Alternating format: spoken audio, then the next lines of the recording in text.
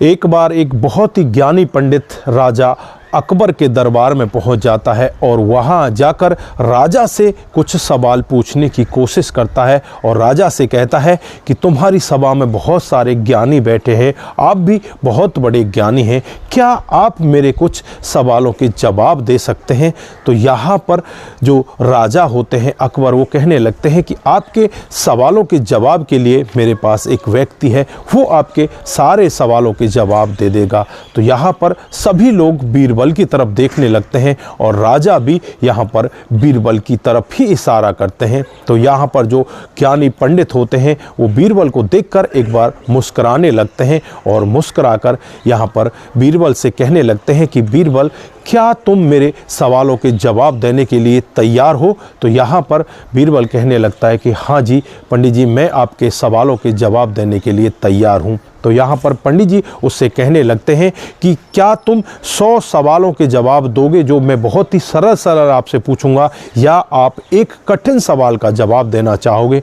तो यहाँ पर जो बीरबल होते हैं वो एकदम मुस्कुराने लगते हैं और उनसे कहने लगते हैं, क्या कठिन सवाल एक ही होगा, उसके बाद तो आप सवाल नहीं पूछोगे। तो यहाँ पर जो पंडित जी होते हैं वो कहने लगते हैं कि हाँ, कठिन सवाल बस एक ही होगा, उसके बाद कोई भी सवाल आपसे नहीं पूछा जाएगा।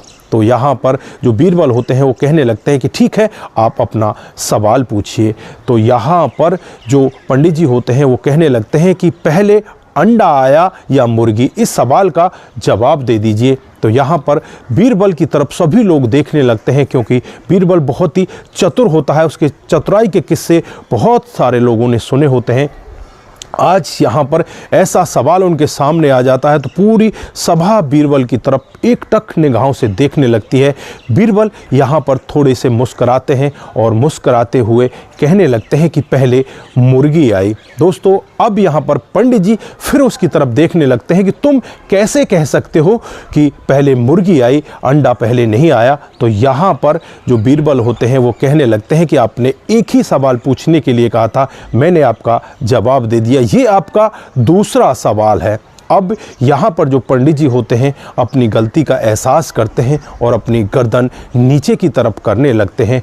जो राजा होते हैं अकबर, वो भी यहाँ पर देखने लगते हैं। पूरी प्रजा यहाँ पर बीरबल की तरफ देखने लगती है, तालियां बजने लगती हैं और यहाँ पर पंडित जी अपनी हार मान लेते हैं। यहाँ पर जो बीरबल होते हैं वो कहने लगते हैं कि मैं पंडित जी आपको नीचा दिखाने के लिए इस सवाल का जवाब नहीं दिया, लेकिन मैंने इसीलिए इसका जवाब दिया कि आप बहुत ज़्यादा अहंकारी हो और अपने अहंकार में आप इतने पागल हो चुके हो कि आपको कुछ भी नहीं दिख रहा। आप दूसरे को नीचा दिखाने के लिए कैसे सवाल आप कर रहे हो। तो यार बीरबल ने सभी लोगों से यही कहा कि अपने ज्ञान से दूसरे लोगों को ज्ञानी बनाना चाहिए, ये नहीं कि अपने ज्ञान के बलबूते पर दूसरे लोगों को नीचा दिखाया जाए। दोस्तों, सभी लोग यहाँ पर बीरबल की वाहवाही करने लगते हैं और जो पंडित जी होते हैं वो भी आज यहाँ पर राजा से माफ़ी मांगते हैं और कहने लगते हैं कि राजा साहब, मुझसे बहुत बड़ी गलती हुई है, मैं अपने ज्ञान के चक्कर में इतना घमंडी हो चुका था,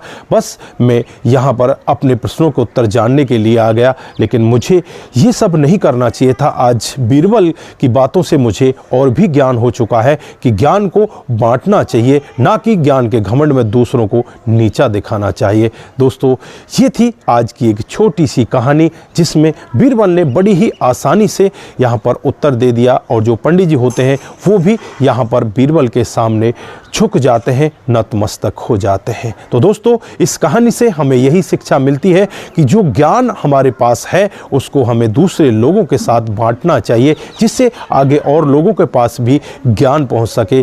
कभी ऐसा नहीं करना चाहिए कि ज्ञान के घमंड में आकर हम दूसरों को नीचा दिखाएं। तो दोस्तों, आप यहाँ पर क्या कहना चाहते हैं? आपको ये छोटी सी कहानी कैसी लगी? अगर आपको जरा सी भी अच्छी लगती है, जरा सी भी प्रभावित करती है, तो दोस्तों के साथ ज़रूर शेयर करके जाएं। दोस्तों, आज के लिए बस इतना ही, फिर मिलते हैं किसी नए मोड के साथ। तब तक के लिए आप अपना ख्याल रखें, परिवार का ख्याल रखें, सतर्क रहें, सावधान रहें। नमस्कार, जय हिंद,